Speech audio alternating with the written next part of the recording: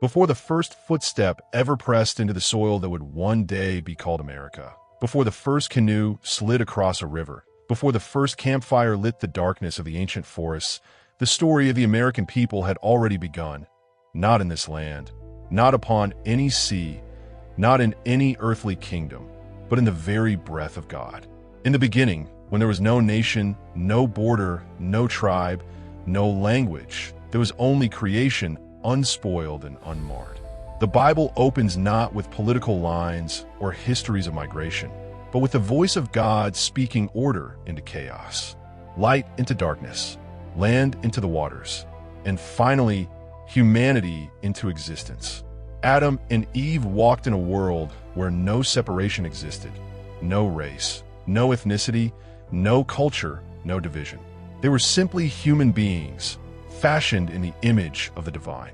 From these two came every people who would ever walk the earth, every kingdom that would rise and fall, every empire that would build monuments to its own glory, every tribe that would find its home in forests, deserts, islands, and mountains, every family that would cross oceans and carve new lives from wilderness.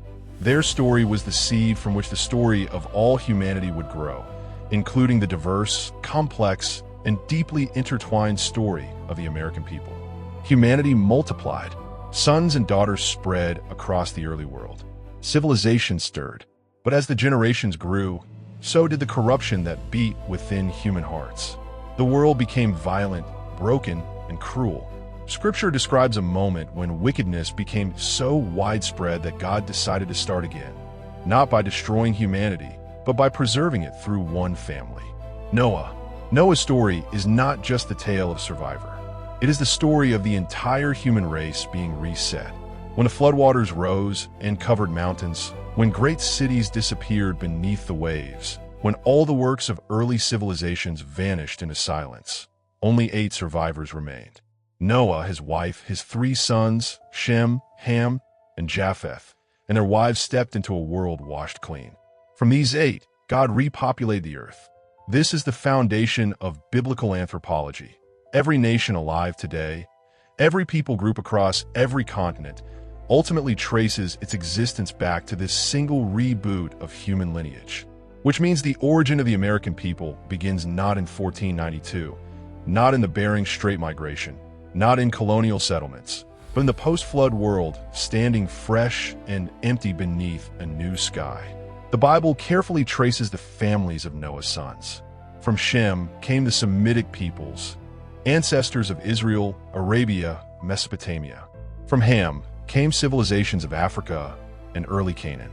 From Japheth came tribes that migrated north and west, entering the lands that would later become the cradle of Europe. Through these ancient genealogies, Scripture lays the early architecture of global populations. Japheth's descendants, scattered across the coastlands and distant regions, would centuries later produce the people who sailed across oceans and eventually reached the shores of the New World. But their journey was never simple or direct. The world had one more great turning point, a moment when humanity attempted to unite not under God, but against him. The Tower of Babel. At Babel, the world spoke one language. People gathered in the plain of Shinar with a bold defiance. Let us build a tower to the heavens, and let us make a name for ourselves. It was humanity's declaration of self-sufficiency, a refusal to acknowledge the Creator.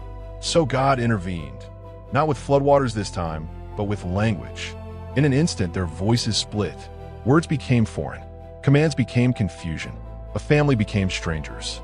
This divine scattering is one of the most important moments in the biblical explanation of human diversity. It is the reason tribes separated. It is the reason cultures developed distinct identities.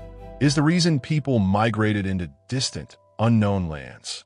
And through this scattering, the long, slow formation of global populations began. Some moved east toward Asia.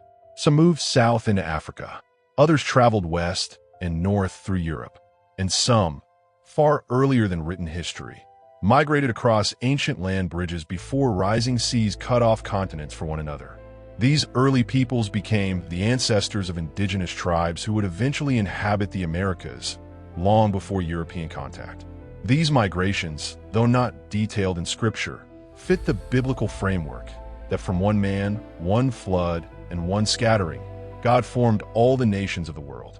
The Bible teaches that God himself sets the boundaries of nations and orchestrates the movement of peoples, which means the formation of the American people, indigenous, European, African, Asian, does not sit outside the biblical story. It is woven directly into it. Centuries rolled forward. Kingdoms flourished and withered. Egypt rose in splendor. Babylon conquered with brilliance and brutality. Persia ruled with precision. Greece shaped philosophy. Rome shaped law, authority, and empire.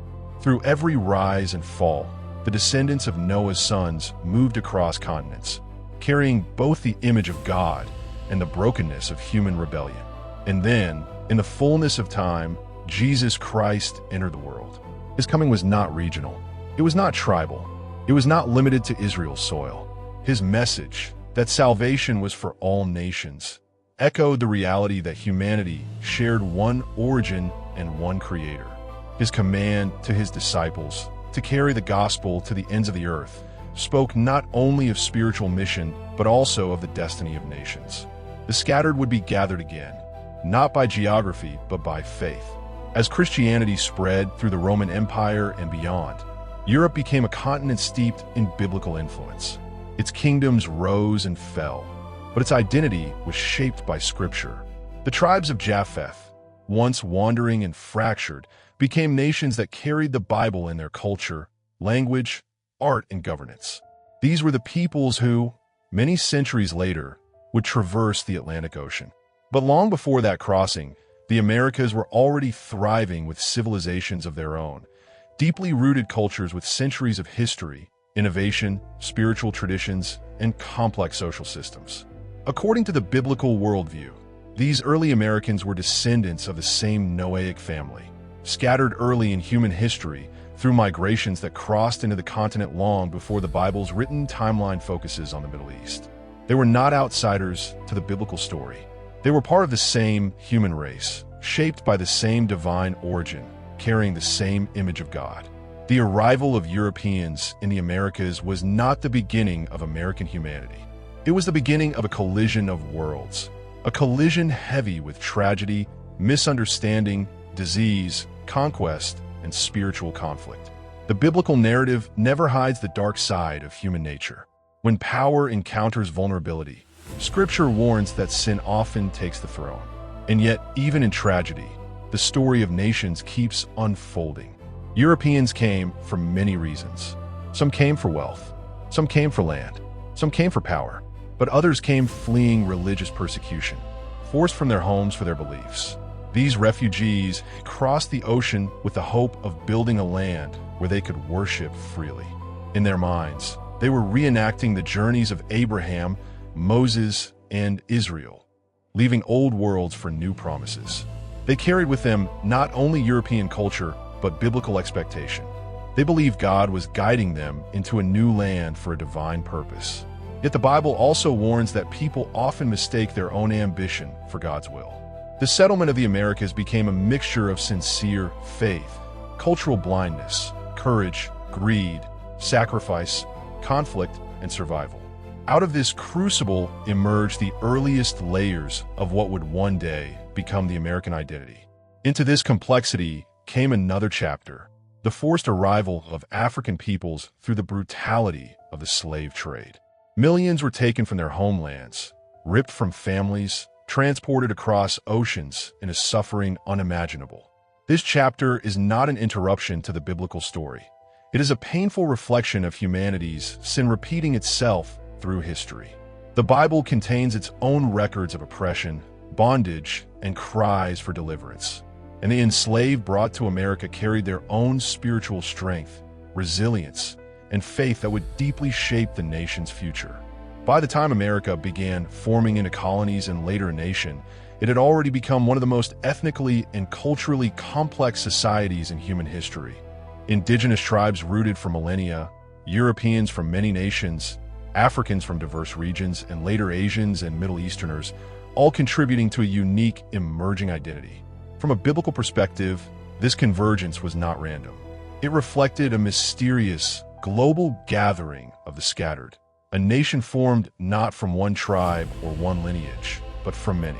As America grew, its foundational documents echoed biblical themes: liberty, equality under God, justice, moral order, human value. Even in contradiction and failure, even when America did not live up to its ideals, the language of Scripture shaped its imagination. Nations in the Bible rise quickly and fall heavily. Blessings follow righteousness. Judgment follows pride. The American story fits the same pattern. Triumph and tragedy intertwined, greatness and brokenness mingled, hope and warning walking side by side. The origins of the American people, therefore, cannot be understood merely by geography or discovery. Their roots stretch back through the flood, through the scattering, through ancient migrations, through kingdoms and empires long vanished. They carry the blood of many continents, the imprint of many histories, the wounds of many struggles, the dreams of many souls. They are not one people. They are many peoples forming one nation. From Adam and Eve, from Noah's family, from Babel's scattering, from ancient wanderers, from tribal migrations, from European voyages, from African endurance, from indigenous legacy, from divine orchestration. This is where their story truly begins.